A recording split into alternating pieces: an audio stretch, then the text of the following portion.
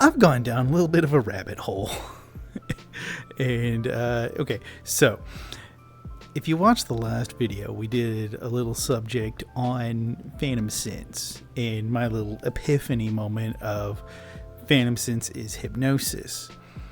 Well, I decided to do a little bit more research into it and break it down a little bit further into the steps of like the phases of the beginning symptoms of phantom sense and what would cause them.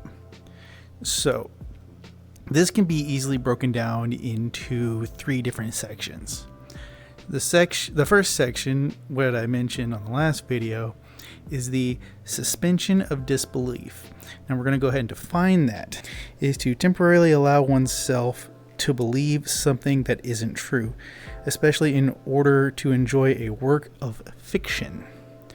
So let's break that down. To temporarily allow oneself to believe in something.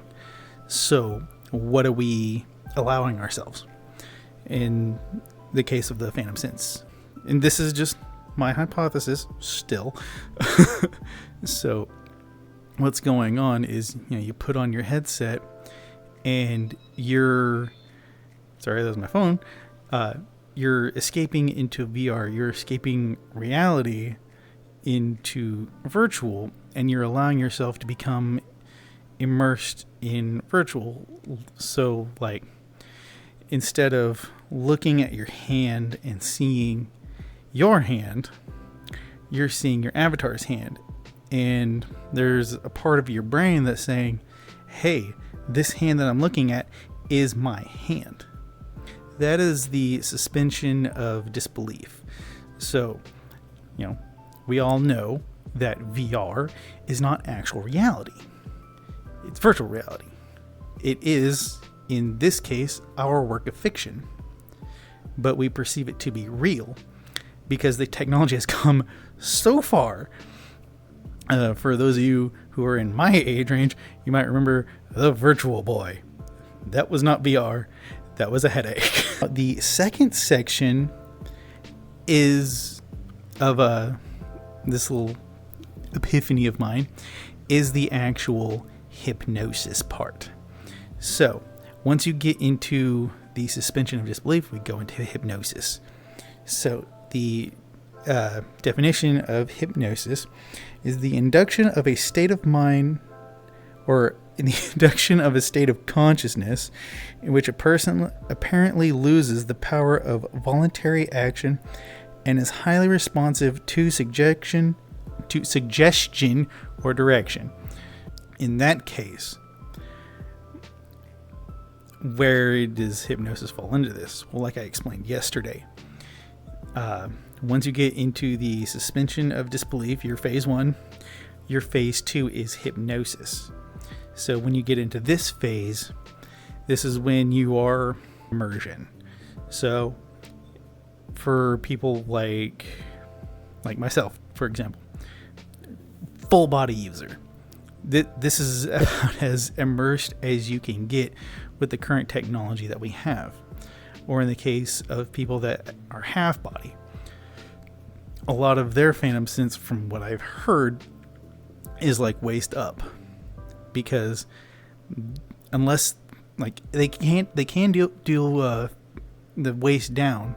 However, that's where you need like go loco. And from a couple of people that have told me in the past, is as long as they're laying in the same position as their avatar is, that then they can start feeling it.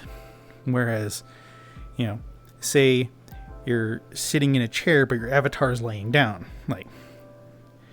it's a little bit harder for me to understand, for people to feel, imaginary legs out in front of them when your legs are down here. Boggles my mind, but it is a thing. Now, here's where our third step is, and this is the actual power of suggestion. This is where hypnosis and the power of suggestion, these two work in tandem. They always have from the very beginning. Now let's see what the definition of the power of suggestion is. The power of suggestion is when an individual has an idea conveyed to them, and that idea in turn becomes reality. So, what is the idea? The idea, again, is someone touching you. This whole thing is on Phantom Sense. The idea being conveyed is, in this case, it could be, it's all visual. You see said action happening, and the person on the other side feels said action. That you're suggesting to them that you are putting your finger on their arm, and they in turn are feeling said finger on their arm. So, with these three packed together, I believe this is the foundation of Phantom Sense. Again, look at my video from yesterday, my last video, and then go into this one, and then where you can see where the two start to sync up. So, I hope that this explains a little bit more, and I would like to hear more feedback, and again, do more experimentation of like I said in the last video. Close eyes, say you're going to touch them, but never do it, and see if they respond. Again, it's just a theory and a fun talking point, but again, I've read like 5 studies today, and at one point I feel like I was like, oh, this goes. I feel like I was turning into goddamn fucking Alex Jones. I don't like them putting chemicals in the water that turn the friggin' frogs gay. Yeah, kind of like that.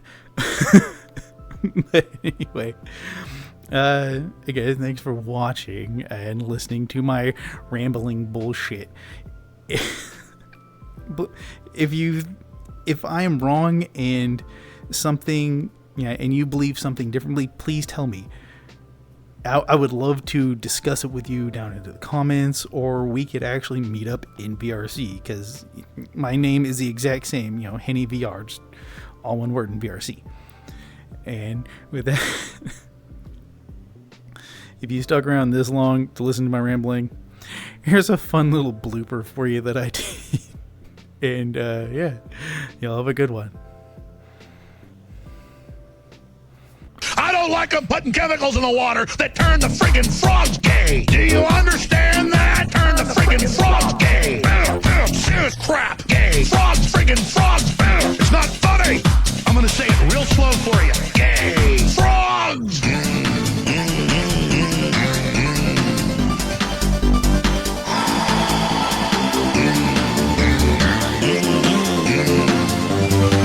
Won't you fight for your life? Gay. Frogs, friggin' frogs. I don't like a frogs. Gay. Friggin' frogs. Frogs.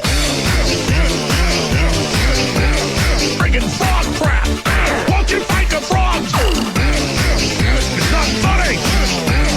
I'm gonna say it real slow for you.